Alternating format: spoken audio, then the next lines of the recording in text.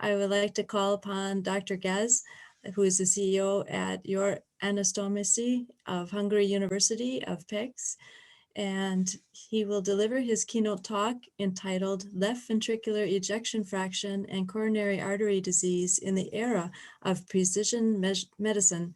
Thank you. Dr. Gasz, please. Thank you very much, and also for the introduction. And just a small correction what we had to do, because I'm afraid it's so my lectures title changed a bit, so or I don't know, it was wrongly presented over there, but at least I try to be interesting as I can and avoid any confusion anymore. So and I try to speak some hopefully interesting thing all of you. The story begins with anastomosis, so with what we started to work on, and how we just use the analysis of vessel structures and anastomotic structures and morphologies, firstly for education of surgeons, so vascular cardiac surgeons, and secondly for detailed analysis of coronaries and even coronary bypass anastomotic structures. So thanks for introduction. So I'm from University of Pécs. So here in Hungary now it started to snow, but it's springtime. So when I started, so in my background I'm cardiac surgeon, and also deal with some kind of postgraduate and graduate training and skill training and education. But I had that feeling. So when I just started to do my career, and firstly, I just posed the question towards myself how to perform well doing or performing anastomotic, then we just could see that kind of pictures from textbooks actually. So it was a drawing, and there was okay, you have to connect two vessels to each other like this, and thereafter we went to operation room and just tried to figure out how the more experienced colleague do the work. And thereafter, I just could figure out I had to learn it at my own, or even my colleague and all of the residents. Somehow I have to take and acquire informations about suturing, about anastomosis performing, and figure out what could be the best performance, and what we just visionate to try to give more and more information to learners, to residents, to medical students, and somehow try to solve the problem, which is also I try to present it here with this animation. So during the work, even during the clinical work, and even performing directly a series of anastomosis on a patient, we have so limited information about the quality, what could be the potential pitfalls, what I have to be careful with, or what I have to take seriously during the process of surgery. And I think the reason is one, so because there are so much hidden or tacit or implicit information during when I would like to tell you how you have to do a kind of surgery. And it's very hard to interpret. So, and that's why, because of the textbook, because of my experienced colleague, and everything, when I also try to tell it to residents, so we have limited ways because of the tacit limit information of the movements of surgery. And so the education is somewhat similar as like 2000 years ago. So there is a course leader, and even in skill training, even in practical work. So there is a guy who just present there and try to give some information directly to the learners. And when they do something, then it's also a one-way information transfer, since they just do the work, and one single person will make the decision whether it's good or wrong, but he or she can't tell exactly that information, what could be the potential pitfall, or what how I could improve my performance. In that focused area of coronary anastomosis teaching, or even skill training or hands-on training in coronary anastomosis performance.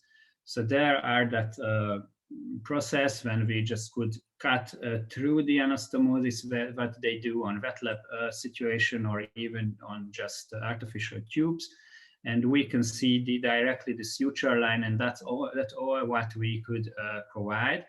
And what we just try to work with, it's the complete three-dimensional analysis of the vessel structure. So the lumen inside is represented in high resolution, and based on that lumen replication, based on that high resolution three-dimensional lumen structure, you can see your potential pitfalls, and I can give you direct information and direct advice how you can improve that given situation or problem what you can see may be problematic on that given anastomosis. And based on those three-dimensional models, based on those structures, we can simulate the blood flow inside these arteries, and it's even more helpful for you as a learner or resident or medical student to figure out the potential function of these anastomosis, and even you can see a series of potential morphologies that you can directly improve.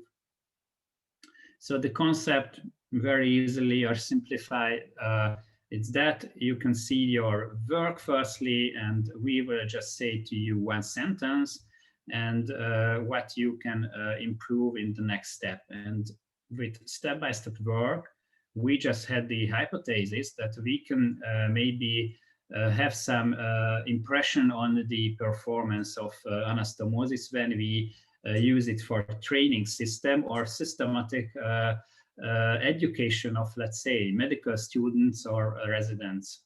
Here is the first, so it's that's why I can't show you, and that's why it's a bit ugly for me because I did it. So it's my first anastomosis what I try to replicate in that way, so in that three-dimensional replication of the lumen. And I was just wondering how many troubles I could see here, and what I would like to improve for the next step. But from the outside, what I see in the life situation from outside, and that's why I have chosen this anastomosis. From outside, it looked perfect. So that's why it was a very characteristic moment in my life, actually, because then I decided that there are so many questions regarding coronary anastomosis that I would like to deal with and more in deeper inside. I mentioned this kind of structure can be used for simulation. The computational simulation of fluid or air or any kind of gases. It's in the engineering point of view, so it's very popular, but not in surgery. And the question was why we can't use it. This method in surgical education. So namely, that engineers do that work, that they just plan something, they make it real, and thereafter they make simulations on that, and based on the results of the simulation, they can improve step by step the structure and reaching the best performing models or structures or even products. Just the analogy again. So it's a car, it's the Citroën D model. It's from rather ancient area, and the engineers just used. So there was nothing was known about aerodynamics or computational fluid dynamics. They just put a stone inside a continuously flowing fluid. And after a couple of weeks, months, they took it out and see that structure. And then they said that, okay, if the stone in the fluid forms that structure, then it will be good for a car. And against the box-shaped cars and that ages, they just made the body of this car like this. Okay. Going back to the hypothesis that I mentioned to you. So the hypothesis was that using the method, you do the work physically, and I will present you the results of your work as like the three-dimensional structure, and I can highlight some points that is dangerous regarding the performance of the anastomosis. And using that way, could you improve your performance on that? That was the hypothesis, actually. And it's the very first study in that regard, where the control group means it was a normal vascular surgical course among last year students and residents. And the B group, it means that they get this process of information transfer, what I mentioned to you previously. So then the group A, the control group, was blinded regarding this three-dimensional data, but not blinded to any kind of instructor's work or teacher's work. What was they were provided completely and very similarly in both groups. I mean, the setting of the course was very similar in the two groups. Here you can see a lot of numbers. I think it's not for the presentation on the slide, but you can see, and I will show you some graphs quickly. And here is that what the group B could see. So they could see the three-dimensional morphology with one single sentence for improvement for the next step. And if you go to the next page, then you can see some implications of the potential or predicted or even presumed functional or clinical functional impressions of the vessel structures, what we could calculate from the numerous data from computational fluid dynamics. And here is the most I mentioned. In every step, we just suggest one single sentence. What is the one single sentence? Here you can see the most frequent one. What can happen most frequently with this kind of simulated coronary anastomosis. And here you can see a representative students from those groups, how they could improve the performance. So the numbers next to the pictures means the consecutive number of the anastomosis. They started with one, of course, and with more or less questionable results, and thereafter they improved in both groups. But what we could see, if we see the more holistic or more complex data of the vessel structures, then we could see that regarding energy loss, it means the loss of energy throughout the structure. So what is the energy, what needs for the blood flow in the simulated situation, and it's a normal coronary-like cardiac circle repetitively used.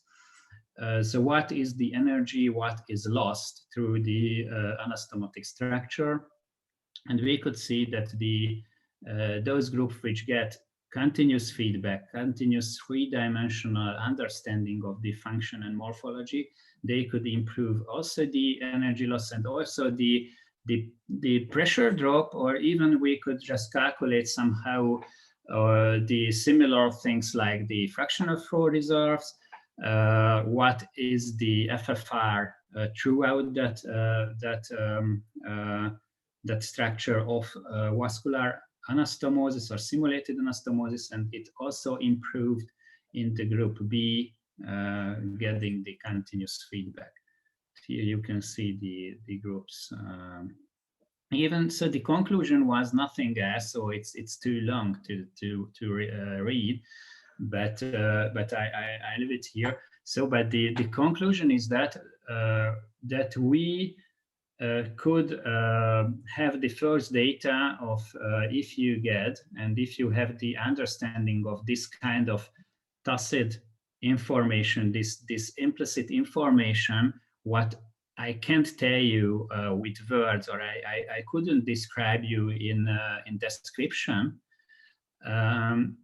It can be transferred to a three-dimensional understanding of these vessel structures, and at least in holistic or general parameters of the vessel structure, it could be improved with step-by-step work on the improvement, like you improve one given pitfall in every step. And what is in the background, of course, is the future work. So figuring out what are the potential pitfalls and what further parameters are caused by a given pitfall, like, I don't know, if I put one single stitch a bit more deeper than it needs, then what is the consequences in the detailed blood flow characteristic and parameters. Actually, the question was, what are what we could improve more on surgical education of vascular structure suturing or performing anastomosis. And what we could see that the case specificity, what is lacking actually, or demonstration of case specificity is lacking a bit. So I can't present you during the training. I can't present you the differences and the variability of the cases, and surgery is nothing else, in my opinion, that just acquiring cases, and interesting cases, and more challenging cases even, and it means the learning curve, of course. And secondly, of course, what I try to show you, that the objective feedbacking and also the distribution of information, what I couldn't tell you in words, but I try to tell you in 3D, it's also lacking. So therefore, we just moved forward with this kind of activity.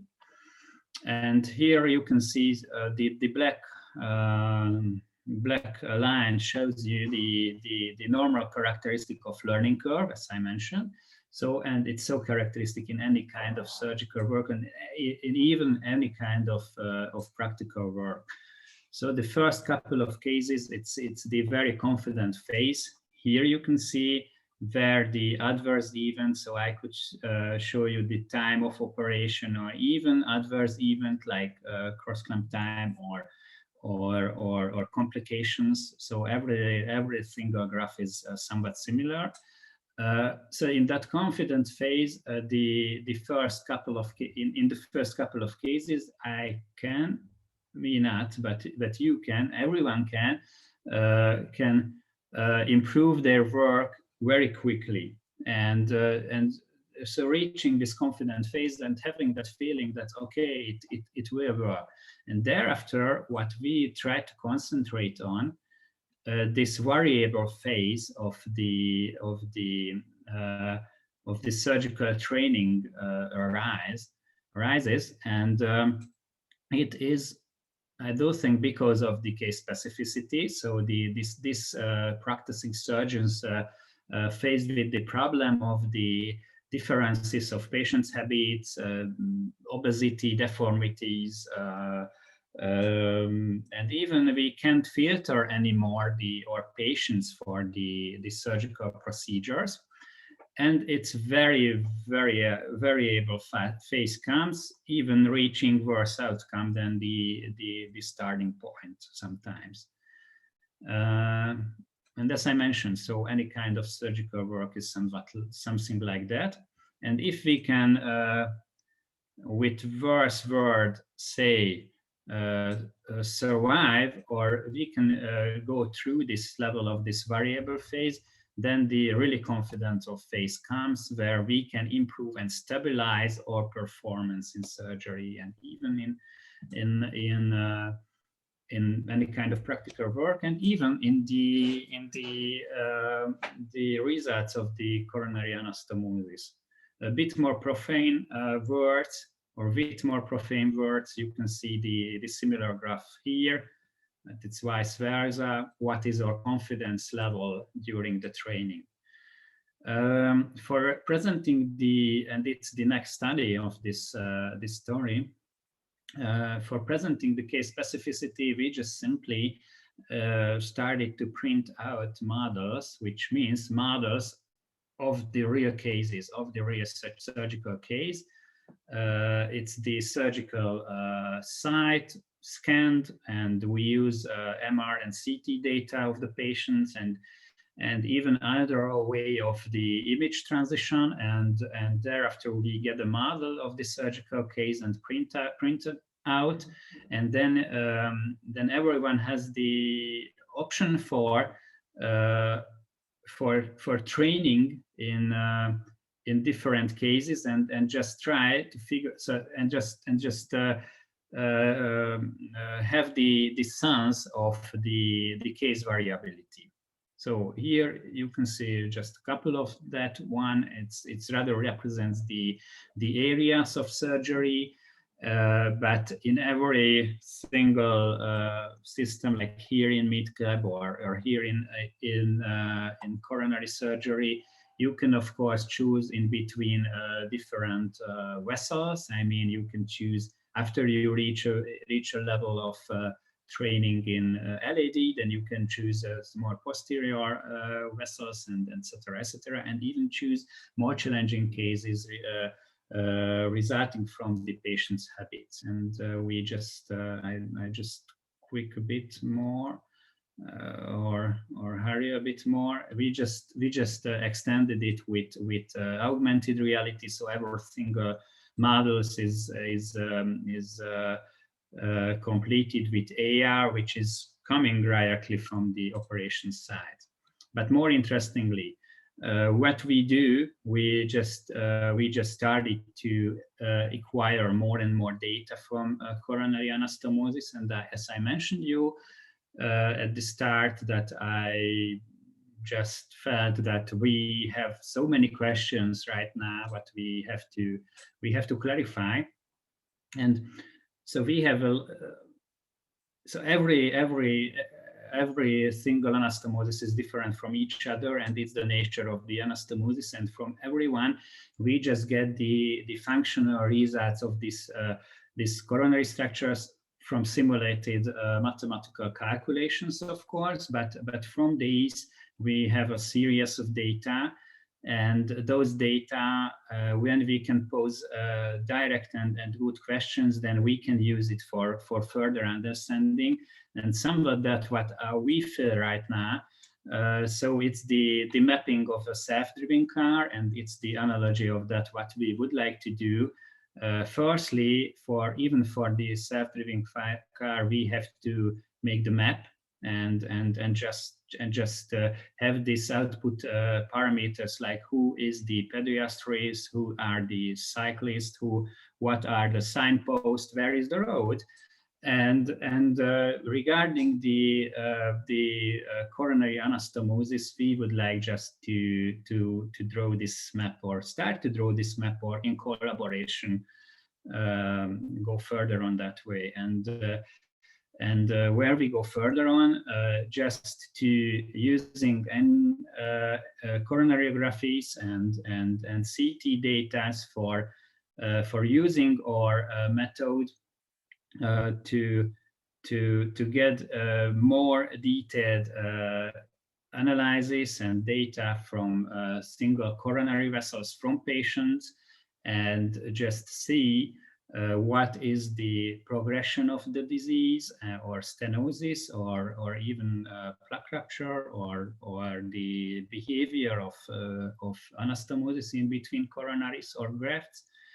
And we just made the register for that, and collect data from single coronarographies, and going forward for coronary CT. We get the three-dimensional pictures of the coronaries here, and for every single vessel we do the upscaled model of the coronary, or the computational fluid dynamics, and we get a lot of data, and we just try to figure out what are those parameters which is interesting for the progression. Here is one graph. It's not so interesting, but if you see just the blue line, then you can see how we can decrease the time of one single analysis, which is tending to be quicker and quicker. And it's of course the consecutive measuring of this anastomosis from educational field and also from the register, and how we can connect it to in vivo studies. So here is the study of one of PhD students of me. It's a rather interesting study on the arteriovenous fistula models. So very simply, he just did a couple of models on rats with AV fistula, and then we do the very similar work, the upscaled computational fluid dynamic work, and we just measure two things: pressure and washing stress. And we had then four options: pressure high, washing stress low, pressure low, washing stress high, and all of this implication with pressure and washing stress. And we just in that first study, we just saw that what is important, or how can we see the histological appearance of these structures. And we saw, so I just try to clarify it. If you see the low washing stress area with high pressure area, then you saw the intimal hyperplasia, and if both parameters were high, then you could see the signs of arterialization, so the maturation of this. Sorry, I lost my, okay, here. Here, and even if we just did a loop-like structure, then even we could see, even next to each other, this low washing stress and high pressure things with very representative appearance of intimal hyperplasia. So it's just an example for how we can connect these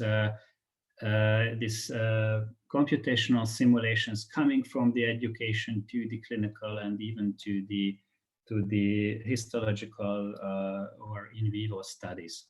And I'm open for your questions. I hope I was not too long with my presentation. Thank you, Dr. Gasz, for your presentation. and interesting setting, meaning that we have to all think about how we can improve the education of surgeons and residents and anatomy residents as well with 3D technology. So yes, I'd like to open the virtual floor to questions. Anyone have any questions? Yes, I do. Thank you, first of all, Dr. Gasz, for this illustrated and informative lecture. My question here: how much time did it took? You know, the training.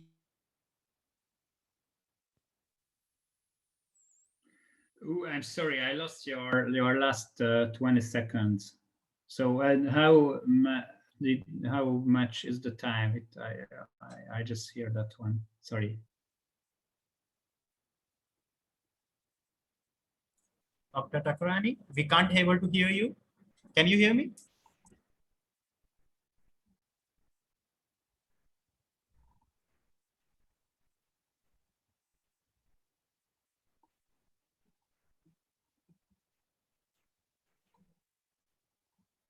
Dr. Takurani, can you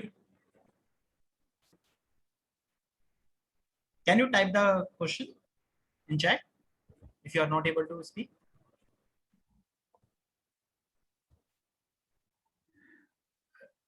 Okay, I just try to figure out the question, but it's a good position, but because then I can tell any kind of answer as we started with that. But that even doctor, if you have the connection back, then I'm more than open to your questions, and even I put my email address here, and we can continue the communication there. So it's, oh, sorry, it's actually, I just, okay. So, but I don't know, so you're back. Could you repeat your question, please? Sorry.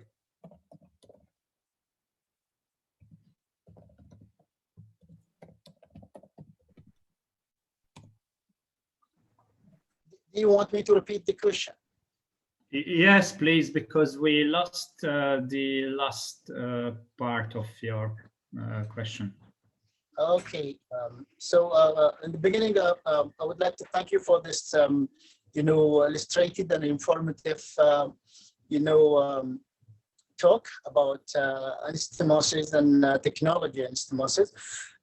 My question is, how much time did it took the trainee to be good in having a good result in anastomosis, or good result in, you know, having good anastomosis? Thank you very much for the question. And it's very hard to answer, and I think a human can't answer. But regarding that study I tried to show you, it's so we used a consecutive anastomotic this evaluations, and after 7 consecutive anastomosis, we could see the tendencies of improvement. But what you need, and where is, you know, it's just the what we could see, it's the tendency of the improvement, and where is the plateau phase, and where is personally for plateau phase, and when you can stabilize your training. I can tell you. So after 7, we could see this tendency. But what we do, and it's better or more concrete answer for that, we just use some kind of scoring. And regarding that score, so the scores came from the morphology scoring of the structure, and also the functional scoring of the simulation. And regarding that, you can see your own performance, and you can see where you can improve or just stabilize your performance. And I think the reach where the level that you reach as like an experienced one, it's somewhere there when your score won't move forward or won't improve anymore. It's a good sign because you reach your plateau phase, and thereafter you have a stable result. But it's very how to say, so very hard to answer what are the reasons that could play in the results and in the experience level. So therefore, we had to answer that question: what is good in anastomosis? And we couldn't tell it actually. Yes. So there is better or worse, but what is good, I can't tell you. Yes. Thank you. Thank you so much. Thank you so much for answering this question. Thank you. Thank you.